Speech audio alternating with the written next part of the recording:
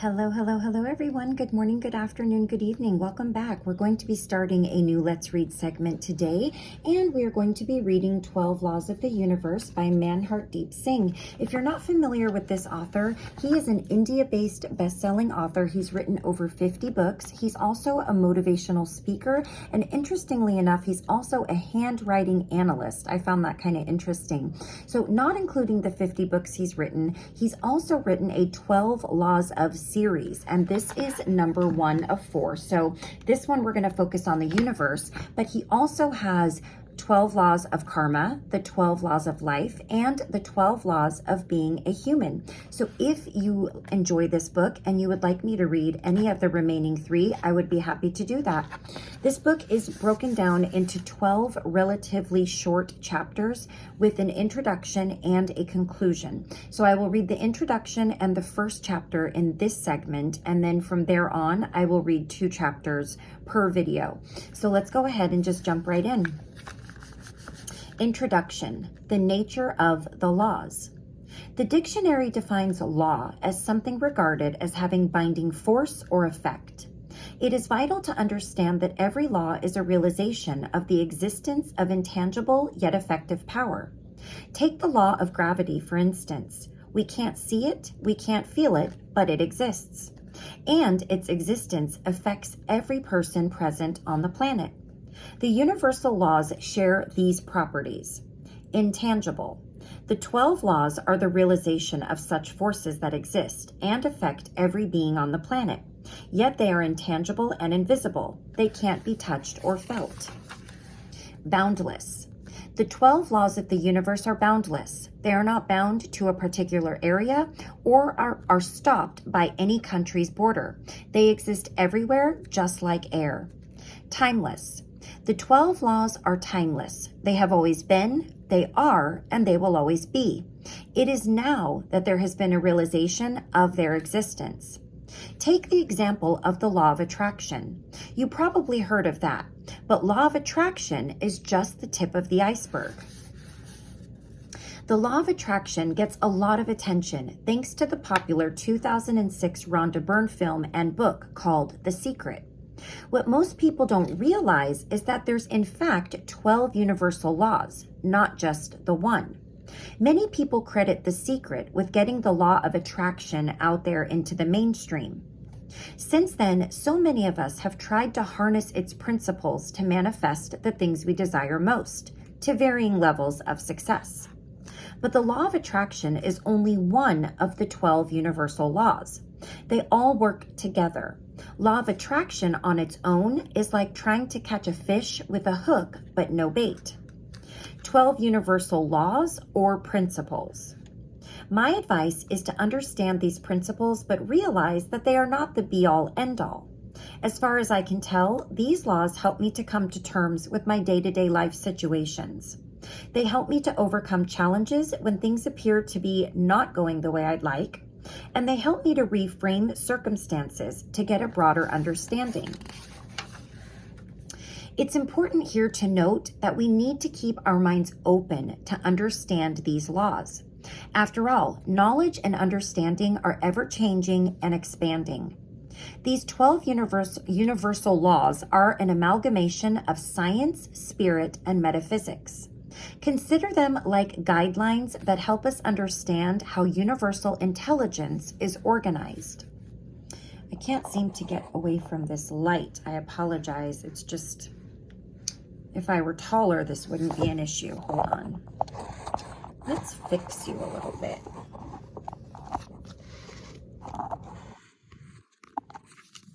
I think that might be better. It's just beaming in a different way. I'm so sorry. Understanding the 12 laws shows us how to master life on all levels and gives us insights into what we can do to reach our goals, says Novalee Wilder, a numerologist and author who works with the laws of the universe during sessions with clients. They show us how we ended up where we are, how to trust, and how to use the laws to create flow to get somewhere else. In other words, the laws provide a roadmap of how we can make the most of life. Are you ready to implement these laws? Keep reading to learn more about what the 12 laws of the universe are, how they affect our lives, and how we can use their power. What are the 12 laws of the universe and where do they come from? It is believed that the 12 universal laws are the immutable formations of our world, which ancient cultures instinctively knew. The laws are often associated with Hooponopono, a meditation for freedom that came from ancient Hawaiian culture. However, some laws have also derived from the ancient Egyptian Hermetic philosophy. The list of ancient laws has withstood the test of time, as both Kaiser, Kumar, and plenty of others around the world still work with them today. All of the laws are about mastering your life with joy and love, Kaiser explains. When you think about the spiritual laws of the world, your mind may go directly to the law of attraction. However, it turns out that there is a whole network of interconnected spiritual laws that can affect every aspect of your life. Even better, these rules can be used to support the law of attraction, but you don't have to work with them for specific manifestations. So you don't have to become familiar with them or implement them in your daily life for anything specific. It can just be used as to help your life overall in your day-to-day life, as the author stated. These are often discussed with the Hooponopono healing prayer. The 12 laws of the universe teach us something unique about well-being, happiness, and success. Understanding these spiritual laws makes it clear where you are in the world. This book discusses and summarizes these 12 laws. This book will also help you understand how these laws affect you and make an impact on your perceptions about the world. So chapter 1, the law of divine oneness. Everything is connected. The first and most fundamental law of the universe is the law of divine oneness. It emphasizes the interconnectedness of all things. It says that beyond our senses, every thought, action, and event has something to do with everything else. In other words, every choice, word, desire, or belief you have affects the world and people in your life.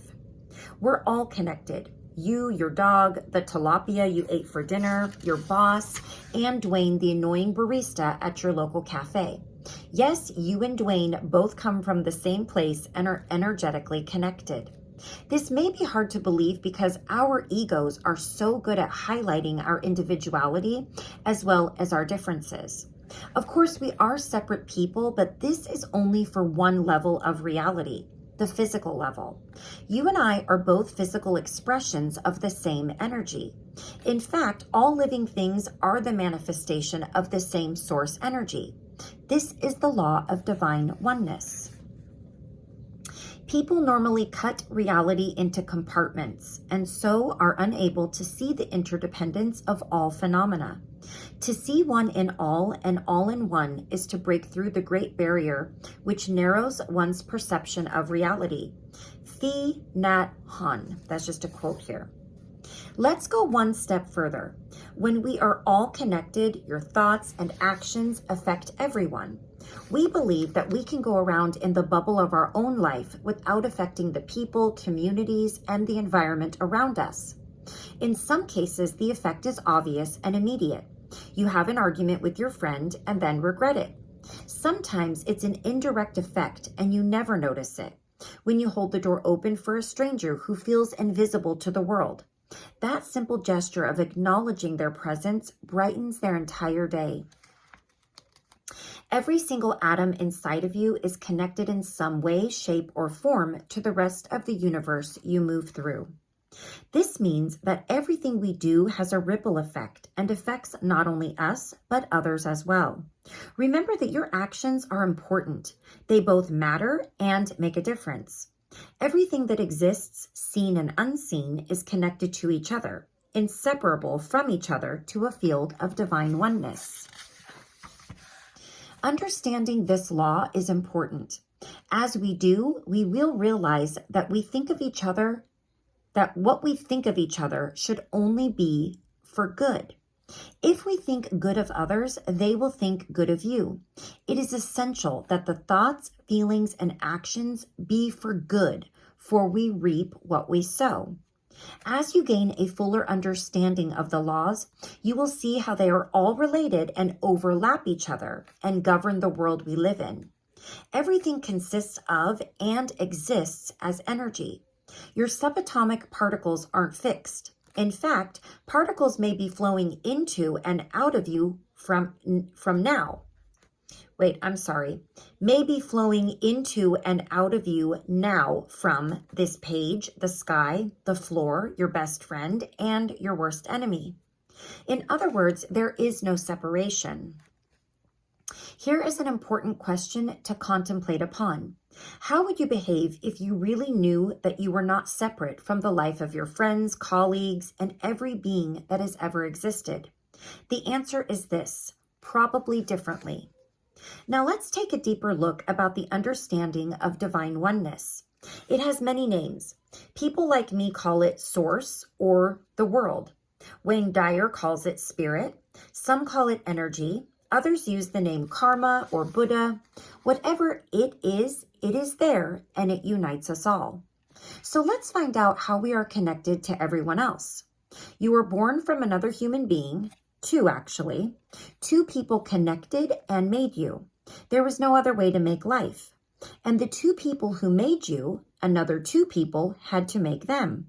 And the two people who made them took another two people to make them. On and on goes the process.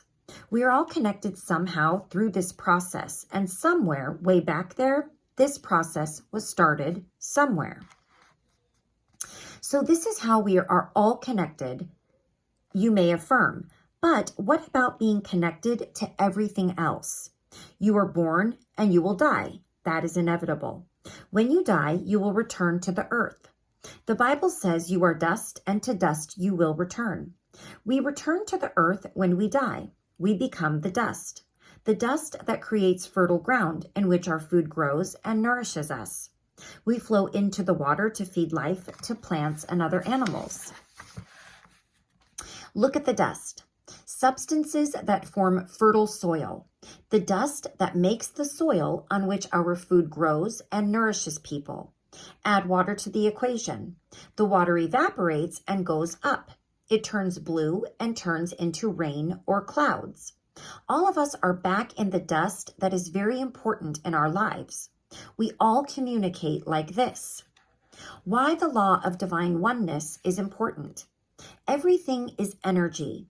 So when you are having a low energy or vibration, the same is sent out into the world, and it brings down the overall vibration of the world. As the law says, we are all connected. So your vibrations affect my vibrations and vice versa. So when you are low, I simply cannot be as high. This is because your low and my high will balance each other at somewhere in the middle. A person at low energy can take a lot away from the world. It automatically stops people from being at their highest energy or vibration. It is important to consider that if enough people run through the world with low energy, the world starts to be dragged down. The same applies for the higher energy. If you and I can vibe high through life, we will affect those with lower energy. Our vibes will come down a bit, but their low vibes will come up. And the higher we can vibe, the higher we can bring up the lower vibrations. So the secret to a happy, healthy, wealthy, fruitful life, better than even one you can dream about, is hidden in the vibrations. But not just in your vibrations, in the world's vibrations. Therefore, it is essential to keep the world at a high vibration. This is how we can make this world start doing amazing things. How to use the law of divine oneness. I'm going to stumble on that, I think.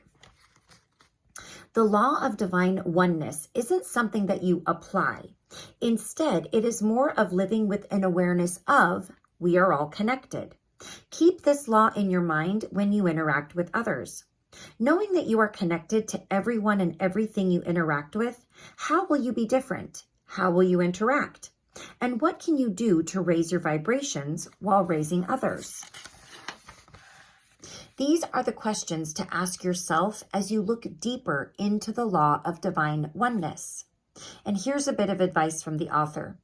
Be mindful of your thoughts, actions, and behavior, for they send waves throughout the universe. And since we're all connected, what goes around comes right back around in some form. All right, so we are going to stop right there. We will pick up with chapters 2 and 3. We're going to be talking about the law of vibration in chapter 2, and in chapter 3, the law of attraction. So we'll stop right there, and I will see you again very soon for chapters 2 and 3 of our new Let's Read segment. Thank you so very much for joining me. And until next time, please take care of yourself. Please take care of those around you. I will see you again soon. Bye-bye.